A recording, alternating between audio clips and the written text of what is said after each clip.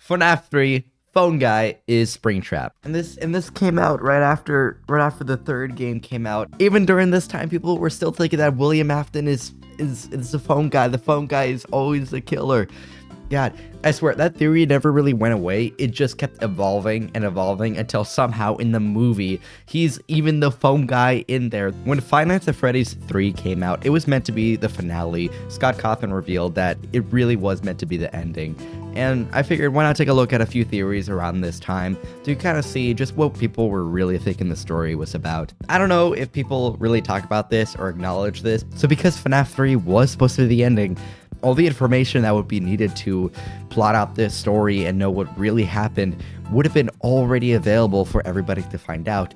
But just because of that, that doesn't mean the theories were any good, as we're about to cover. So I found this one on the Game Theorist subreddit 11 years ago by user Charn14, and I'll just read it out for you. FNAF 3 phone guy is Springtrap. Spoilers ahead, obviously. I have come to the conclusion that Springtrap is most likely phone guy. Here is the evidence. Phone guy died in the first game. It was assumed that he was stuffed into Golden Freddy, but it is quite possible he was in Springtrap when he died. To support point 1, in one of the mini games in this game, we see the puppet chasing the purple man into Springtrap where he dies. It's known that the phone guy hates the puppet, so this is logical.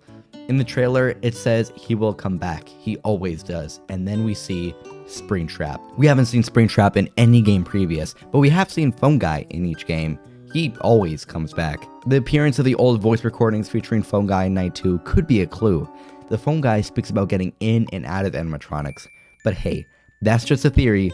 A game theory. Honestly, in a way, I hate to be the one to like immediately make fun of it and then agree with the theory. But it's pretty plausible. It would just ignore a few, vital pieces of information that like the phone guy did die in the first game.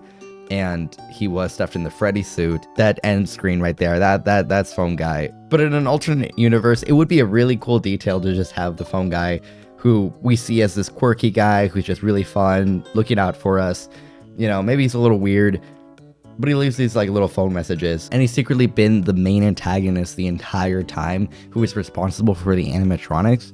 I mean, I can see why this theory is so popular, the whole phone guy being the killer theory, because other than FNAF 3 and I guess other areas where Springtrap shows up, we don't really get to spend a lot of screen time with William Afton, so it would be pretty cool if phone guy was revealed to be him. Obviously, that's not true, but again, all these theories are going to be outdated in some way, shape, or form. Other than that, pretty solid theory. Anyways, I found this FNAF 3 mega thread made 11 years ago, and it seems to be right around the trailer's release. So it's just going to be about information surrounding the trailer as opposed to like the full game, unless some of these comments here are a little bit newer relatively. So let's go through some of the interesting ones. This from user I am Saki.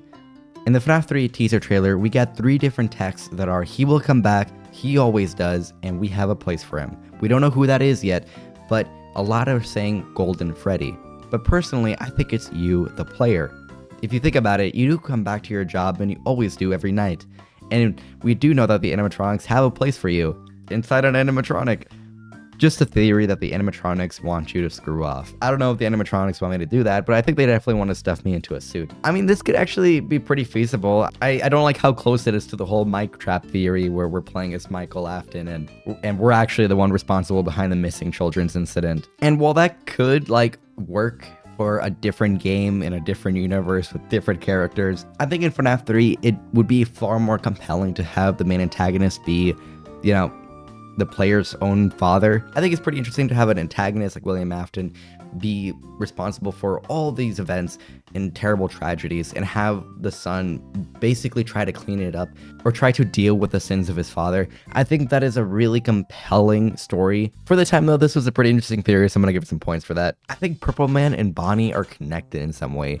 I know it sounds insane, but hey, most things here do. Out of all the comments I read so far, this is the only one that has gotten something like pretty correct. There's surprisingly a lot of other comments here that are talking about predictions for mechanics and gameplay, and some of that do come true.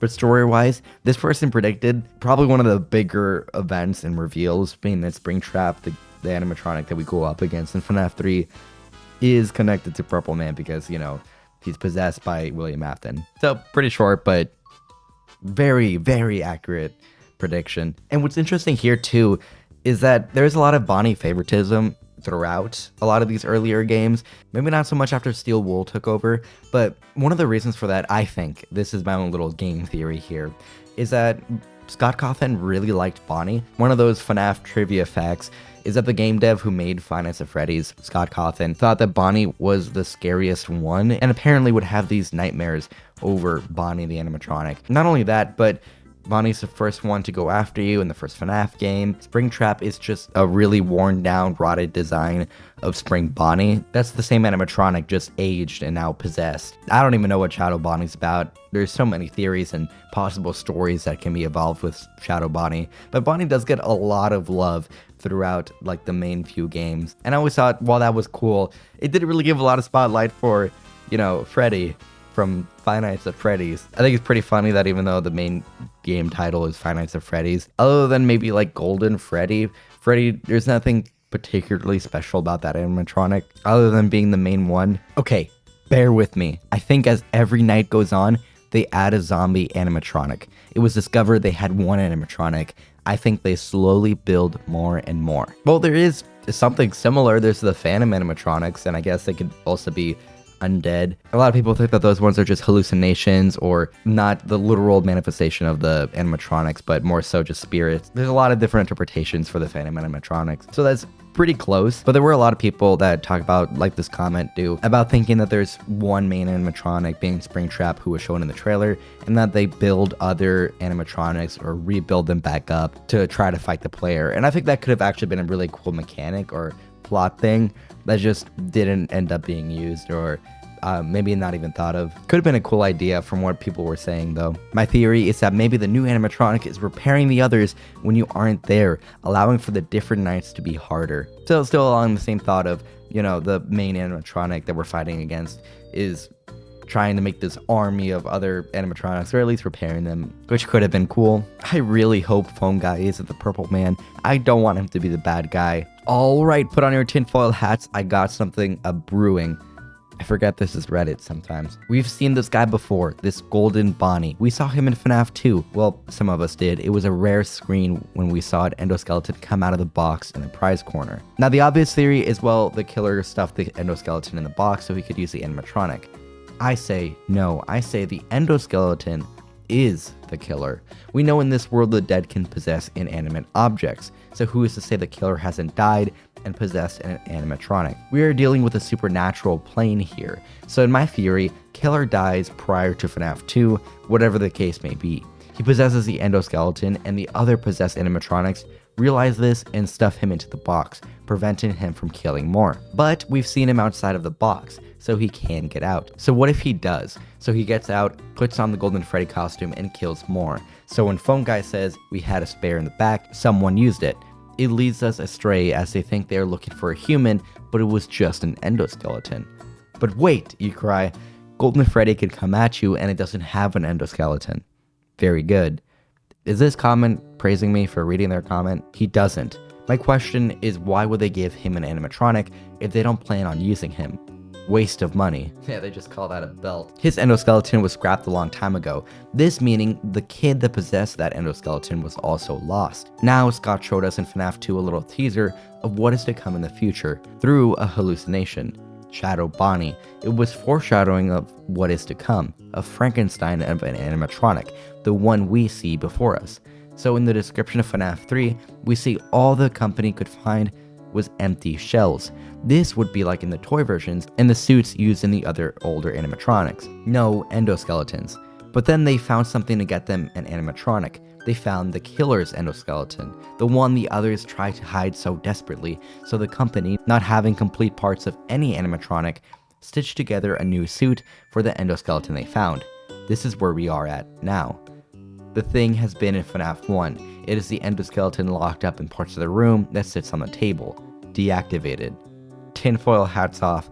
Beam me up, Scotty. Okay, a lot to unpack here, but first off, I just want to point out how this comment kind of predicted the Mimic in a little bit of a way, just that, you know, this endoskeleton thing puts on other suits and whatnot. I think it's pretty interesting. While they do say that the endoskeleton could be possessed by someone and the Mimic is just an AI, I think that's very cool and very interesting how people were already thinking of concepts really close to what was going to get used off in the future. I don't necessarily think that means the Mimic has been there since the beginning, at least not in the knowledge of the game devs. But, you know, it's FNAF lore. It's always going to be frustrating. But I think other than that, and thinking that the killer is actually an endoskeleton, I think it's pretty close. I mean, it does point out this tie between the killer and the golden Bonnie, and while it doesn't get everything 100% right, I think a story using these details could have worked really, really well. I think what's been lost over the course of William Afton having a more of a presence in the FNAF universe is that we kind of get desensitized to the presence of the animatronics and the supernatural pretty quickly. As this comment said, we are dealing with supernatural stuff, and that really isn't like the main focus of Five Nights at Freddy's. Like, yeah, in the background it is, with William Afton potentially having that motivation of wanting to harness the remnant or the mechanic behind possession, but that's mostly in the background of how we play in the game. At least in the first few games, we're just kind of monitoring and then stumbling upon this story. That's this perspective of the player. We're not exactly focusing on the shock of the paranormal existing. If anything, we're kind of still stuck in the denial or already have accepted it by the time we get to like FNAF 3. Because you're telling me you wouldn't freak out if this animatronic, like, that stinks of like rotten meat is walking around? Why would you still go back to work? That's one of the biggest questions I have, is why would you still go back to work after finding out that these animatronics are kind of like a little more than quirky, just a little bit more. But yeah, one of the biggest missed opportunities was not utilizing more of the paranormal stuff, I think. And having the endoskeleton actually be the killer as opposed to one animatronic could have been a cool way to get weirder with it. And it wouldn't even be too far off to what we got anyways either, because the endoskeleton in this theory would have also still been possessed, except maybe by a kid, this comment says, and I don't think that's exactly right. If they were possessed, I still think William Afton would have been a better candidate for that. And I still think it's pretty creepy. Like, don't get me wrong, this is like a horror game series. These animatronics are also just possessed by ghosts, and I don't know if a lot of characters focus on the implications of that. Anyways, a really interesting theory that got me thinking. I think it's pretty decent. There's a lot of story potential that could have been done. Pretty cool idea. What if when the thing enters your office, it doesn't actually jump scare you? Well, debatably, I think it still doesn't. Like, if you see him like you do in the trailer, it will black out and it will rush out. But if you don't see him, if you're checking cameras or looking away, he will take parts out of your office and fix them together to recreate the old animatronics. I mean, yeah, that could have been pretty interesting. I think spicing up the jump scare thing of FNAF would be pretty interesting. But that was kind of like FNAF's whole thing, especially in these first few games, was the jump scares. So I don't know how well that would have gone community-wise, because people really did not like Springtrap's like final jump scare in the FNAF 3. What if the suit we see is a Bonnie suit, an old Bonnie suit?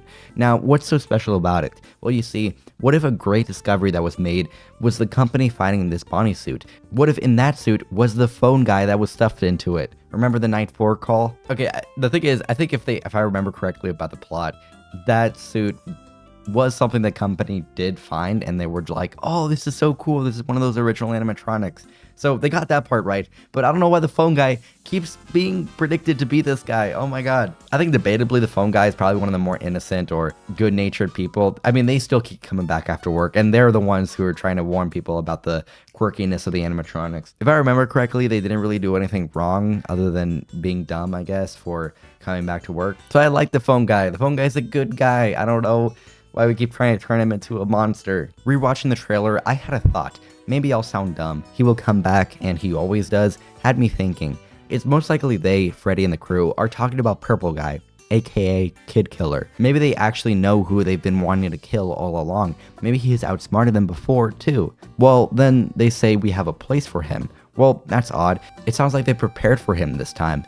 And then shown, of course, is our friend, this decrepit Bonnie. This one, at an even quick glance, is the most feral bot by far. It's probably safe to say it'll be the most formidable single animatronic too. I think this new one was either made or awakened specifically to end Purple Guy. Whether or not the player is a Purple Guy is up to guessing. Okay, first off, just have some confidence, man. Luman 222. It doesn't sound dumb. The quote-unquote best series are just the ones that are the most popular and widely accepted. Even if you got a weird interpretation, and a cool way of looking at it. If it makes sense to you, you should stick with that. I think stories and art are pretty subjective, and if you find it compelling for your own reasons, I think there's nothing wrong with coming up with a theory around those details and interpretations. Most things on the internet are dumb. It's fine. You're good. And also, in a way, you were right. This was kind of talking about Purple Guy, the he will come back. Purple Guy always comes back. That's his whole thing. He says it in the movie after he's right about to die, and it doesn't make sense at all. But it's a reference to him throughout the games. Pretty solid guess overall. I found out who he is. He is Scott. He always returns with a new game every month. I forgot just how quick the FNAF games came out. They came out, like those first few ones, I think up until FNAF World, they came out really close back to back every couple months. Scott Cawthon was on the grind for this game. Oh my god. But anyways, if you have your own theory that you want me to cover for Five Nights at Freddy's, make sure to subscribe and let me know in the comments down below so I can check it out. I hope you have a great rest of your day, and as always, I hope you're a bit less bored.